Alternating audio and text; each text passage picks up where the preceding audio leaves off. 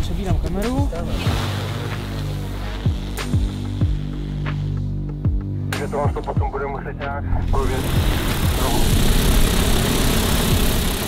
Traditionally, we've only used unmanned aerial vehicles for monitoring larger, more extensive incidents, for detecting hidden heat sources and for thermal imaging. Last year, we trained with the problems of larger-scale fires in the natural environment. We used a transport drone for the first time, which is a drone that has the ability to carry equipment according to instructions from the intervention commander.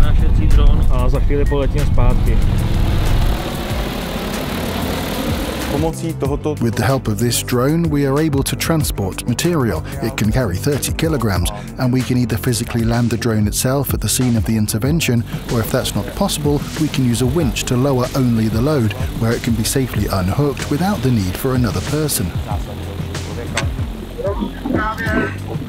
During this exercise, we had the opportunity to test the necessity of moving technical equipment to the fire front, fittings, pumps, and the special D program. This is a special backpack that firefighters carry to hard-to-reach places, for example, where you cannot drive a water tender. Using this D program, they can carry water to the epicenter of the fire. It weighs about 28 kilograms, so it is extremely physically demanding for a firefighter, but it is just right for our drone. So we are able to transport the D program to wherever it is needed, and we can take it there repeatedly.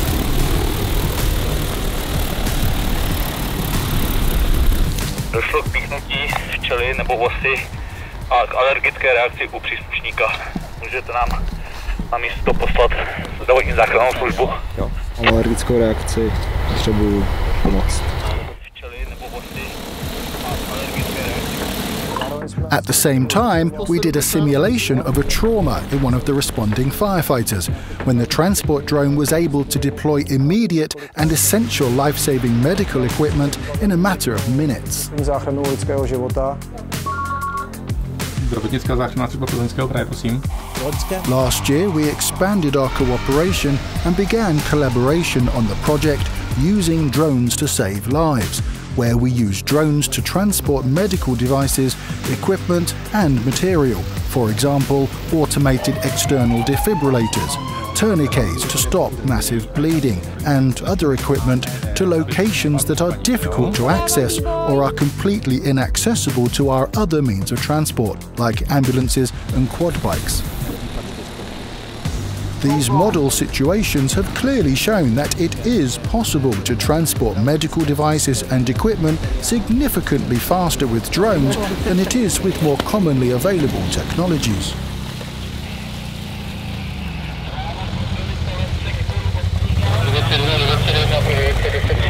Jsme tady po té nauční a tudy a sem. Takže tady ta odbočka, ta modrá vypadala hrozně. Standardně jsme jezdili tudy takhle. Tady odbočit, tady je asfalt nebo taková jako pěkná. 14:45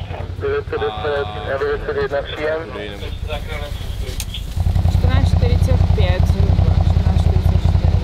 11 minut. 11 minut, to už je znát.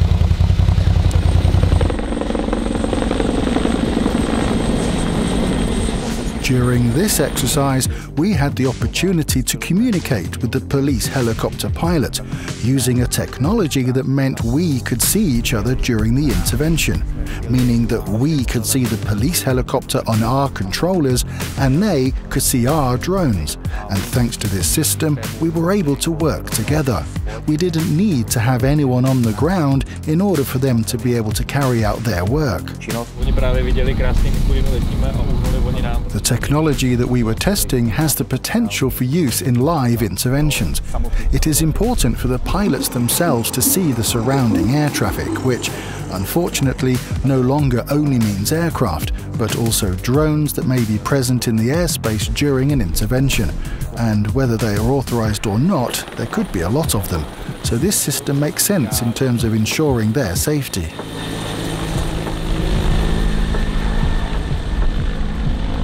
Here in the Pilsen region, we have quite an advantage in that SIT drones are more or less pioneers in unmanned vehicles in the Czech Republic, and many of these elements are still being introduced. So here in Pilsen, we are some of the first to have them, and very soon we'll be able to use them during live interventions. The first project in which we saw this being used was helping the fire and rescue services during the recent floods, when we were able to transport various types of material to families or people affected by the floods, places that firefighters were not able to reach by boat.